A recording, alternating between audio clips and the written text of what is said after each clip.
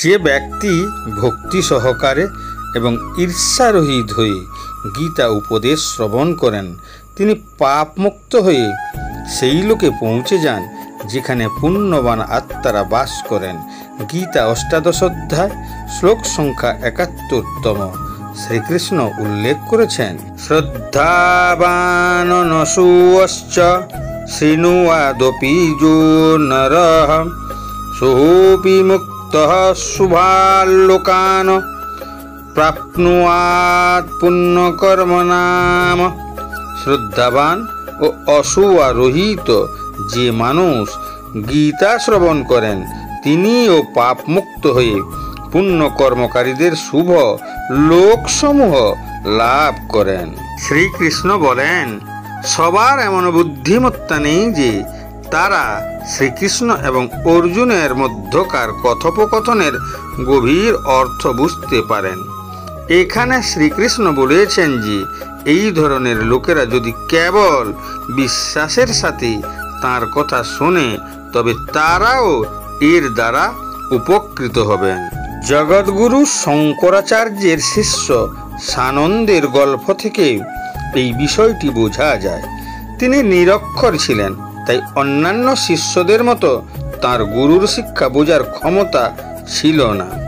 কিন্তু শঙ্করাচার্য যখন উপদেশ দিতেন, তখন তিনি সেগুলি মনোযোগ সহকারে এবং শ্রদ্ধার সাথে শুনতেন। একদিন সানন্দ নদীর অপর পাড়ে তার গুরুর কাপড় ধুচ্ছিল। গুরুর উপদেশ দেওয়ার সময় হলে অন্যান্য শিষ্যরা প্রার্থনা করে, গুরুজি, দয়া করে কক্ষে এসে পাঠদান শুরু করুন। শঙ্করাচার্য উত্তর দিলেন, অপেক্ষা করো, কারণ সানন্দ এখনো আসেনি। অন্যান্য শিষ্যরা বলেন, গুরুজি, সানন্দ আপনার পাঠদান অনুধাবন করতে অক্ষম। গুরুজি বললেন, তবুও সানন্দ আমার প্রবচন শ্রদ্ধার সাথে মনোযোগ সহকারে শ্রবণ করে, তাই তাকে আমি উপেক্ষা করতে পারি না।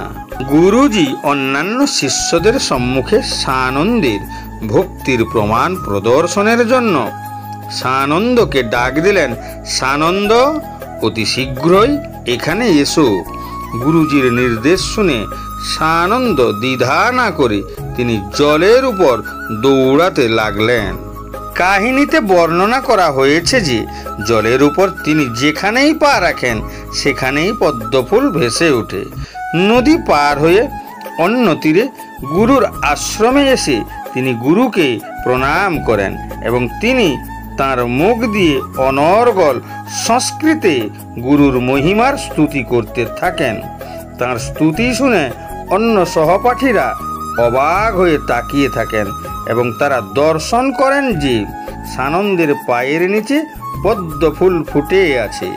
তাই গুরুজি তার নাম রাখেন পদ্মপাদ, যার অর্থ যার পায়ের নিচে পদ্মফুল প্রস্ফুটিত থাকে। যিনি কমল পুষ্প পুরুষ, সানন্দ ছিলেন সুরেশ্বরাচার্য, হস্তমালক এবং ত্রেতাকাচার্য সহ শঙ্করাচার্যের 4 প্রধান শিষ্যদের মধ্যে তিনি একজন।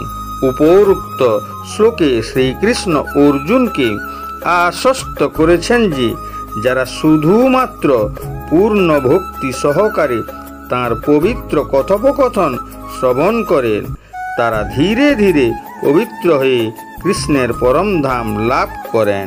এই অধ্যায়ের ৬৭তম শ্লোকে যারা ঈশ্বরের প্রতি ঈর্ষান্বিত তাদের কাছে গীতা বর্ণনা করতে ঈশ্বর স্পষ্টভাবে নিষেধ করেছেন। অন্য কথায়, ভগবদ গীতা শুধুমাত্র ভক্তদের জন্য। এখানে বলা হয়েছে যে যদিও সমস্ত ব্যক্তি ভক্ত নয়, তবে অনেকে আছে যারা কৃষ্ণের প্রতি ঈর্ষান্বিত নয়। তারা তাকে ঈশ্বর বলে বিশ্বাস করেন।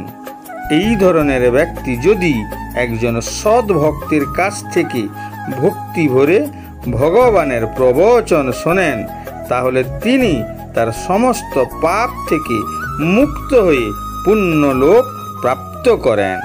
অতএব শুধু ভগবদ্গীতা শ্রবণ করেও যে ব্যক্তি শুদ্ধ ভক্ত হওয়ার চেষ্টা করে না, সেও পুণ্যকর্মের ফল লাভ করে। এইভাবে ভগবানের একজন শুদ্ধ ভক্তই সবাইকে সকল পাপ কাজ থেকে মুক্ত করে ভগবানের ভক্ত হওয়ার সুযোগ করে দেন। সাধারণত যারা পাপ কাজ থেকে মুক্ত তারাই ধার্মিক। এই ধরনের ব্যক্তিরা খুব সহজেই কৃষ্ণ ভাবনায় আশ্রিত হন। পুণ্যকর্মা শব্দটি এখানে খুবই গুরুত্বপূর্ণ।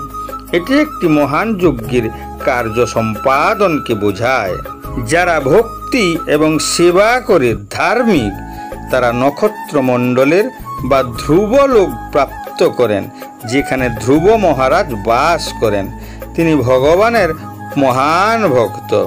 তিনি একটি বিশেষ নক্ষত্র যা ধ্রুব তারা নামে বিখ্যাত।